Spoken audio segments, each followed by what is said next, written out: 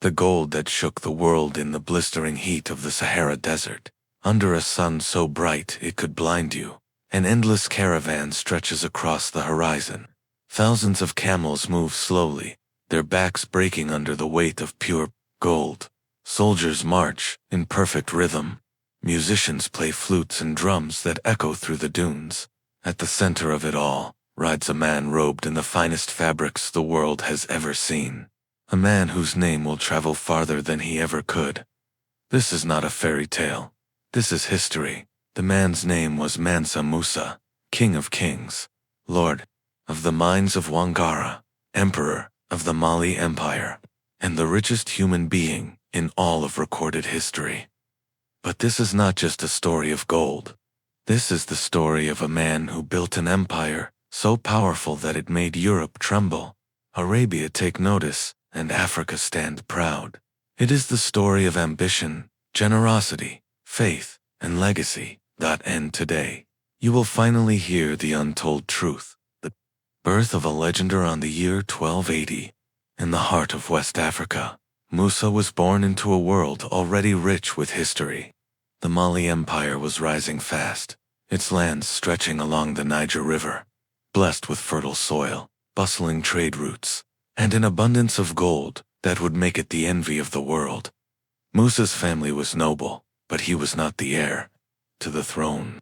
His early years were marked not by luxury, but by learning lessons in leadership, faith, and the ways of the empire. He studied under Islamic scholars, learning not just religion, but governance, diplomacy, and trade. He could not have known then that destiny would call him to lead millions. Mali before the Gold King for Musa's reign, Mali was already a giant. Its power came from controlling trade routes that linked Africa to the Mediterranean and the Middle East. Salt from the Sahara, ivory from the forests, and above all, gold from the mines of Bambuk and Wangara flowed like lifeblood into the empire's cities.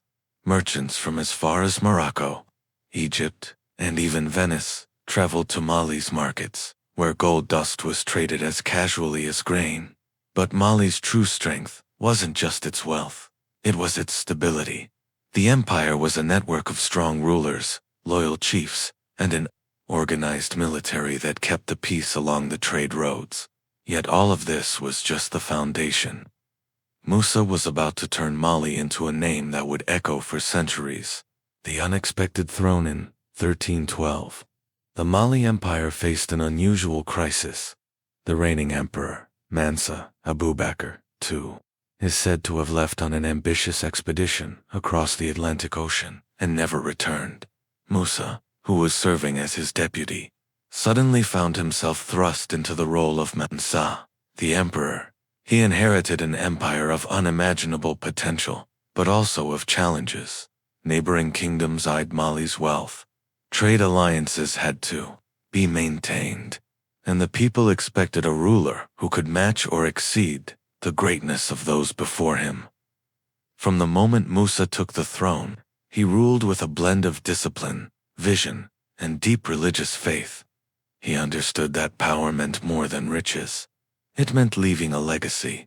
The richest man who ever lived, historians today estimate Musa's fortune at the modern equivalent of over $400 billion, a sum so vast that no king, emperor, or billionaire in history has matched it. Musa's wealth came from his control over Mali's gold mines, which supplied nearly half of the world's gold at the time. But it wasn't just the gold itself. It was his ability to control trade routes, regulate markets, and maintain political stability that made him unstoppable. Gold was everywhere in Mali. It adorned the palaces, filled the treasuries, and was traded for luxury goods from across the known world.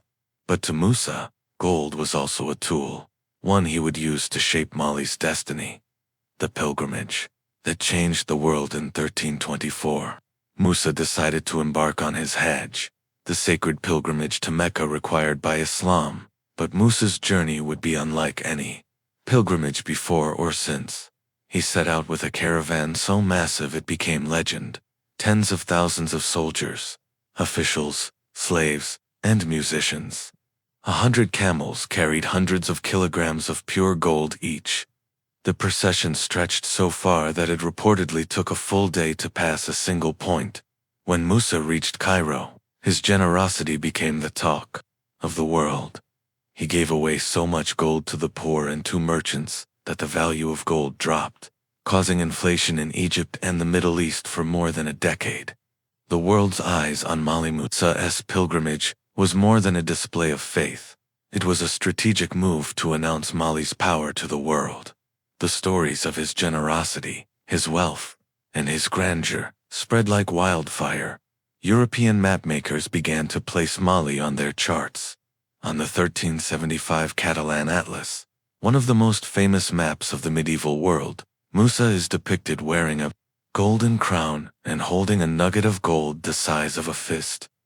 For the first time, the world saw Africa not as a distant land of mystery, but as the home of a mighty empire, led by a man of unmatched wealth, the golden city of Timbuktu. After returning from his pilgrimage, Musa poured his wealth into building the empire's glory. He transformed Timbuktu into a hub of trade, religion, and education. Scholars came from as far as Egypt and Persia to teach and study at the city's universities and libraries. He commissioned the construction of the Gingerbread Mosque and other grand buildings, turning the city into a jewel of Islamic learning. In Musa's Mali, knowledge was as valuable as gold. Myths, legends, and truths. So over the centuries, Musa's story has been told and retold, sometimes exaggerated to the point of fantasy. Some tales claim his caravans stretched further than the eye could see, or that his gold could pave the streets of cities. But even the most conservative accounts agree. Musa's wealth, influence, and vision were unmatched. His generosity was real, his empire was vast, and his reign marked one of the brightest periods in African history.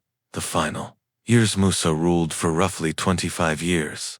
By the time of his death, around 1337, he had expanded Mali's borders, secured its wealth, and elevated its status across the world. But after his passing, his successors struggled to maintain the same stability. Internal conflicts and the rise of rival powers slowly chipped away at Mali's dominance. Yet Musa's golden age would never be forgotten. The legacy of the Gold King today. Mansa Musa's name is often mentioned in lists of the world's richest people, but to remember him only for his gold is to miss the point. He was more than a man of wealth. He was a builder of cities, a patron of learning, a ruler who used his fortune to elevate his people and his empire. His story is a reminder that Africa's history is filled with power, culture, and innovation, stories too often left untold. And so, from the golden sands of the Sahara to the libraries of Timbuktu, his legacy still shines. Mansa Musa, the man who turned gold into history,